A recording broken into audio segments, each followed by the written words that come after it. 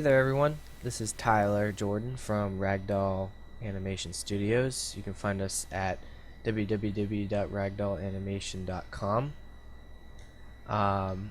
And welcome back to a new tutorial. This one is about how I recommend exporting video from After Effects, Premiere Pro, Adobe Media, Encoder, and Quicktime Pro. Whether that be for client delivery or YouTube upload or Vimeo upload or any type of personal use. How I deal with exporting, I like to have the smallest file possible and the least color downgrade, I guess you would call it. The less choppy it would come out. And this is how I would do it. So this is a video that we did a very long time ago. Well, couple weeks ago actually. And I'm just using this as a reference. I just kind of threw it in. You can do this on any project. So here's your timeline. Next thing I'm gonna do is throw it into the render queue, which is Control M. It's also up here, compositing, add to render queue, Control M. So I'm gonna Control M, and it goes to the render queue. By default, for a PC, it'll be a .avi at lossless. You can export it however you want, but in my opinion, .avi or anything that's under lossless, it will create a huge file, a very big file. But that's not what we want. We want the smallest file possible. So what we're gonna do is I'm gonna change it from .avi to MOV. So MOV is QuickTime, and you can leave it as lossless, but if you notice right here, I've changed it to Avid compressed. So Avid is a piece of software where it compresses the videos, and in my opinion, it's the best MOV software out there to compress videos. You can get that online. So just a quick Google search. Just Google download Avid codec. It's the very first one, and it goes to their website. It's free, by the way. It's free software. If you have Mac, go here. If you have Windows, go there. Double click it, open it up. It's a .exe. Install it, and it should install perfectly fine. There may be glitches here and there, but for the most part, it should be fine. I will copy and paste this link in the description if you don't wanna go ahead and Google it. So we're gonna go back. I'm gonna keep it on Avid. When you click on format options, you have a bunch of options, whether that be compressed or one by one or whatever. I always keep it on the default compressed, so press OK. So immediately it changes to a .mov, and I'm going to rename it from example to Avid. Press OK. I'm going to press enter. Enter starts the render. Let it do its thing. It should be pretty dang quick because it's just a MOV. There's no effects or anything. Obviously, if I had the actual comp open, it would take some time to render. It would take with my computer, I think this only took about 5 minutes to render. But you don't want to sit here and watch a render for 5 minutes. So that's why I just kind of threw the video right in there. So it's almost done. And then when you hear the bling, that that means it's done. So if we go here, here's the example. Here's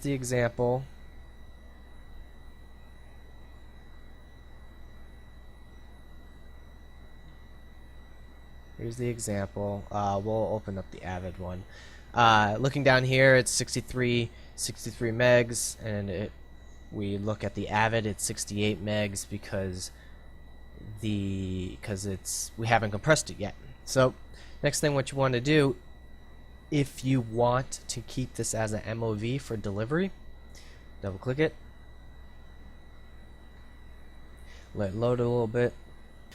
What you want to do is you want to export here, which I use QuickTime Pro. You have to buy it. I think it's $200. I don't know. I bought it quite a while ago. So if you don't have QuickTime Pro, then completely skip this step and jump on to the next step in a couple of minutes. So go to File, Export.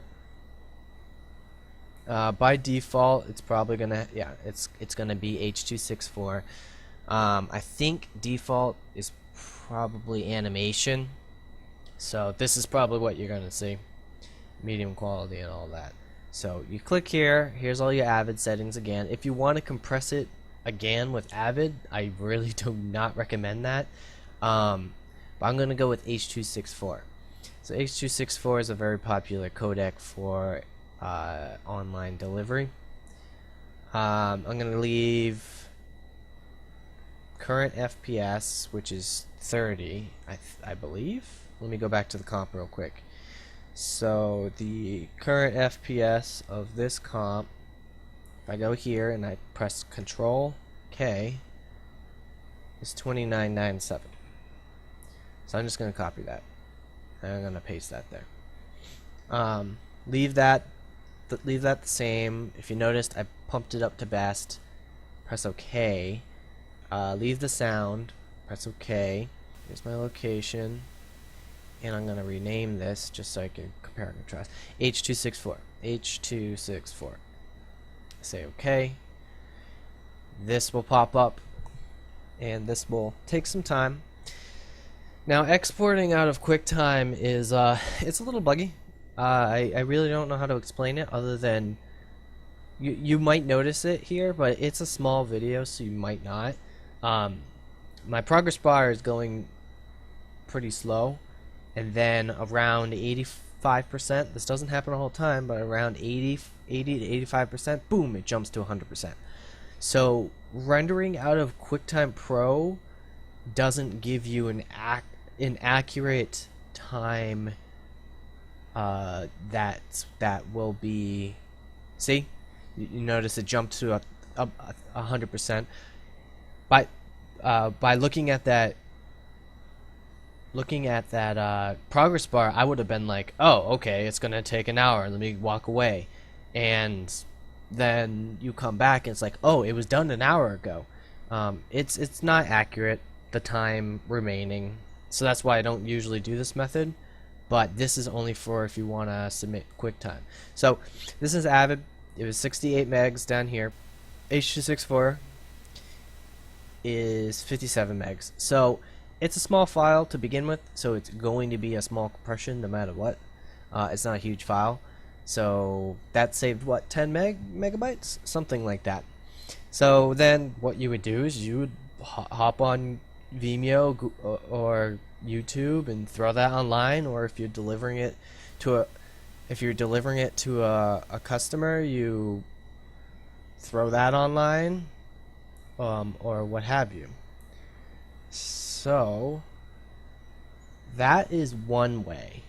The other way is what I personally like to do, which is compress it and export it as a .mp4, which is a Windows compression format. I'm not too sure what .mp4 means, but alright, so let's jump into that. Move this over here. So the first thing first is I do my final edits in Premiere Pro, but you can also do this in After Effects. It's called Windows Media Encoder. So this is Premiere Pro. This is the comp.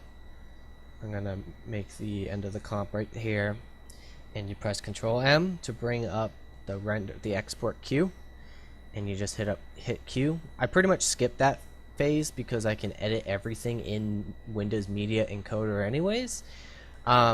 So you'll this box will pop up.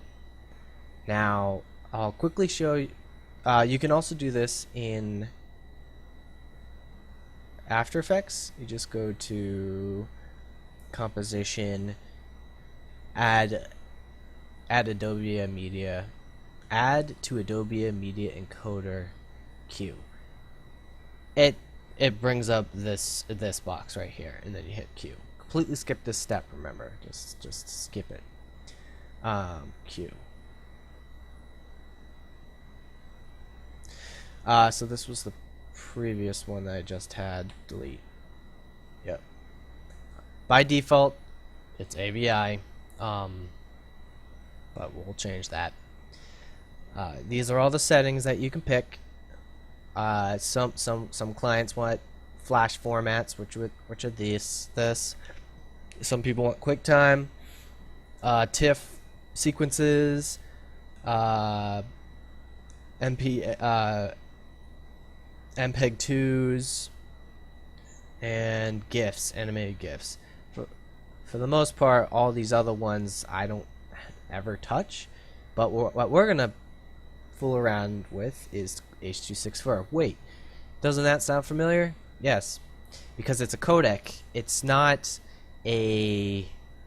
If you notice, it changed it to an MP4, and if you remember, the codec for the previous H.264 is MOV, because this is the QuickTime version, and this is the Windows MP4 version.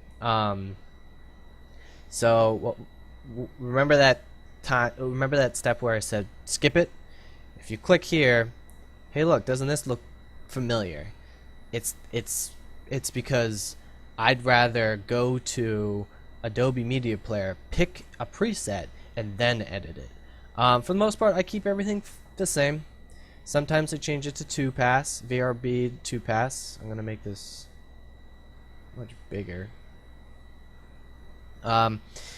You want to keep all of these the same, which is your video settings. You can also hit match source, and it'll go bunch of check marks all the way down. Basically, what that means is it goes into the actual file. Oh, it's 1080p. Check. Oh, it's 2997. Check. Progressive. Check. All the way down. You can make the bit rate higher if you want. If you notice down here, it says the estimated file size as well. 7 megs. Holy cow, that's so much smaller than 56 megs. But if you fool around with these settings, sometimes this moves. This probably won't. Yeah, it won't. You really have to like fuss around with a bunch of things. Oh, there it goes. Sorry, it was refreshing. So I'm just gonna leave it on default, which is press cancel. Press OK to not to change it. You can also go up to custom, this little save preset button, and I should have some presets. Yeah, I do. So I have a YouTube, MP4, Vimeo, 30 FPS. I'm not really uploading to any of those, so it's okay. Also, if you click custom, you should have a lot of presets. A lot of H.264 presets. So if you really want to figure out what are most people uploading to YouTube, just go here.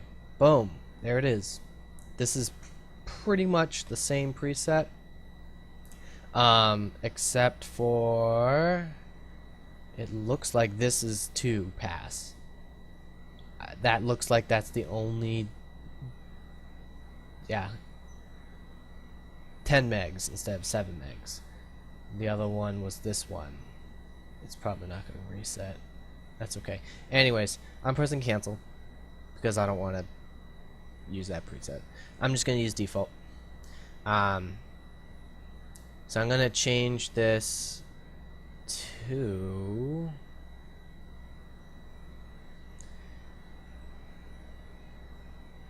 what do we call it? We will call it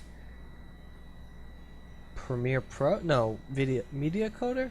It's a long name, but that's okay. Media Encoder. Alright. So let's save. I think it's saving. Yeah. Press OK, and look at that progress bar. This progress bar is much more accurate. It kind of gives you a remaining time, but it depends. It depends how complex the actual thing is. Alright, so this is the H.264 one. 57 megs, 58 megs, and then this is the H.264 one, which is 9 megs, 10 megs, roughly. Everything else here you can ignore, like my notes, and these are the files I have open. So this would be my final result. I would take this, toss it on YouTube, toss it on Vimeo, give it to a client. If they want MOV version, boom, take that. But most likely they do not, because MP4s just run better in my opinion, and I don't know why, but they upload faster. Well, obviously because it's a smaller file size, but they upload faster to the Dropbox and things of that nature, which is great. So a quick rundown of course, we started with the example, which this example is already actually compressed. So if we open this up, we're going to press Control I if you're on a Mac, Option I. Computer's chugging a bit. And here's all the settings. If you notice, it's already compressed as a Avid. So technically I compressed the compressed video, which is fine because this is all I could find. I don't have an non-compressed video, because anything that's uncompressed or lossless, after I compress it, boom, I delete it because it's gigabytes and gigabytes. And then, so that's the Avid, 68 megs. And finally, this is the MP4, which is 10 megs. So, of course, when you compress a video, it's going to lose some quality, but for the most part, it's not going to. So if we open this up, this is the original one. I'm just going to make it half size, put it over there, and then just look at these two. I'm just going to look at these two MOVs. Boom, boom. So right off the bat, you could probably tell, oh wait, this is a lot lighter than the Avid. Yes, because it's compressed. It's going to be lighter. But the wonderful thing about this is when you upload to YouTube. Okay, that was kind of weird. Now it's not lighter. Anyways, what I was going. Oh, now it's just bugging out. Holy moly. But what I was going to say was, when you upload to YouTube or Vimeo or something like that, which is pretty much the only purpose you would ever use H.264. Why does it keep doing that? Is it makes your videos darker than they actually are. So if you look at this video on Vimeo or YouTube, I didn't upload H.264. I uploaded the Avid version because it's already dark enough.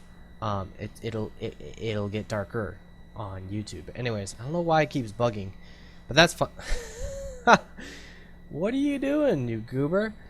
That's okay. Anyways, If you notice the video quality, I'm gonna try to wait for it to stop bugging out, but there's a little compression glitches over here because of the gradient, and over here not so much. Is it?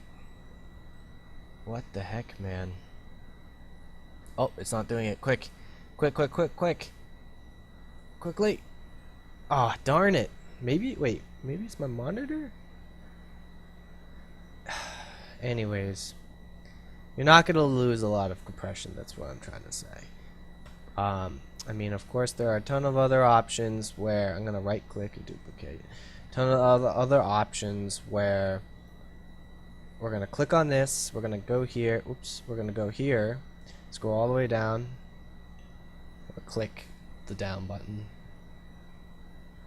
We're gonna go to YouTube. Where is it? This one, the one that I was talking about earlier. Boom. I'm just going to Media Coder. I'm just going to call it Media Coder 2. Alright, now, real quick, going back. This VR Pass means it'll render it. It'll render the video. You'll see it down here. It's rendering the video, and it's over, right? Now it's going to render the video again and put it on top. So it basically blends both of the videos together to make your quality better, I would assume. I don't ever use it. I've used it maybe once. If you could see, it's 1 whole megabyte bigger. Oh man, not 1 megabyte. I'm gonna pause it. I don't like how Windows Media Player does that. Oh wait, I think I just let go, and then it'll. There we go. Cool. And that's the final quality right here. You can see some deformation at the corners, but that's because it's a gradient. I mean, there's nothing much you could do about that. But yeah, so these are the ways I export videos for final compression, whether that be for any type of uploading or client or personal use. And that's the end of the video. Well, thank you very much for sticking around and watching me talk about how to compress and export videos. And I hopefully you learned something new. Any comments or questions, feel free to comment below. That's completely fine. Or contact us at contact me at tyler@ragdollanimation.com. And yeah, hope to see you guys soon. All right, thank you.